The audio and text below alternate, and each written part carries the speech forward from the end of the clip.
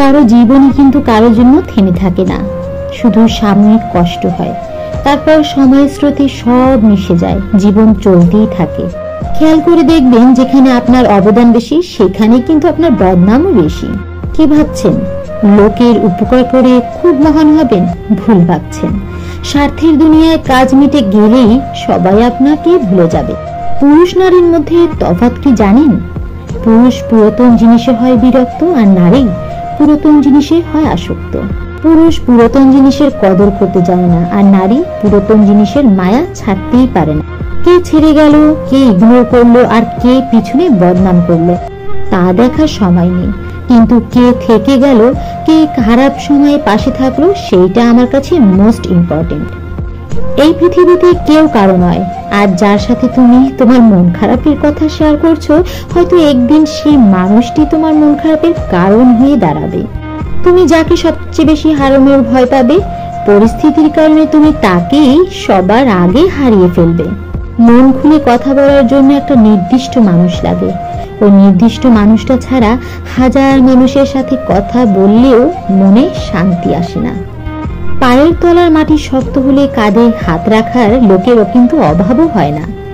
আমি কখনো বিষ পান করিনি, কিন্তু মানুষের কথায় বিশেষ স্বাদ পেয়েছি।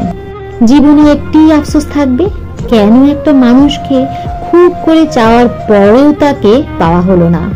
লেবু বেশি চিপলে যেমন তেতো হয়ে যায়, ঠিক তেমনি কাউকে বেশি ভালোবাসলে তার অহংকার বেড়ে যায়। তাই কাউকে তার চাহিদার চেয়ে বেশি ভালোবাসা দেওয়া মোটেও উচিত নয়। সময়ের সাথে বদলে যাওয়া মানুষকে কখনো আপন ভাববেন না, কারণ তারা হচ্ছে ঘূর্ণিঝড়, যা মানুষের ক্ষতি ছাড়া উপকার করে না। শুধুই কি ছেড়ে যাওয়াকেই ঠকানো বলে? কখনোই না। পাশে থেকে অভিনয় করাকেও কিন্তু ঠকানো বলে। টাকার ঋণ এক সময় পরিশোধ করা যায়, কিন্তু দুঃসময়ে যারা পাশে থাকে তাদের ঋণ জীবনেও পরিশোধ করা যায় না। যে তোমাকে 2 পয়সার গুরুত্ব দেবে না, তোমার লাইফে তার গুরুত্ব 1 পয়সাও কিন্তু হওয়া উচিত নয়। পারলে মিথ্যে বলার অভ্যাসটা বাদ দিও, হয়তো তোমার মিথ্যাই একদিন তোমার জীবন ধ্বংসের কারণ হয়ে দাঁড়াবে। যার মুখে হাসি বেশি, তার জীবনে হয়তো কষ্টটাও কিন্তু অনেক বেশি। যারা অন্যকে ঠকাতে ভয় পায়, তারা নিজেরাই বারবার ঠকে যায়।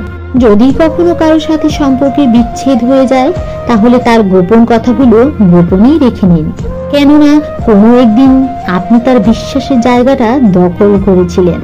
না থাকুক সম্পর্ক, অন্তত বিশ্বাসের জায়গাটা বেঁচে থাকুক, সম্মানের জায়গাটা বেঁচে থাকুক।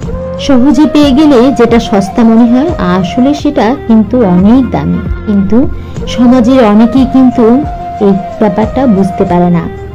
সহজে পেয়ে গেলেই মানুষটাকে দিনের পর দিন অবহেলা করে তার জীবন থেকে টিস্যু পেপারের মতো ছুঁড়ে ফেলে দেয়।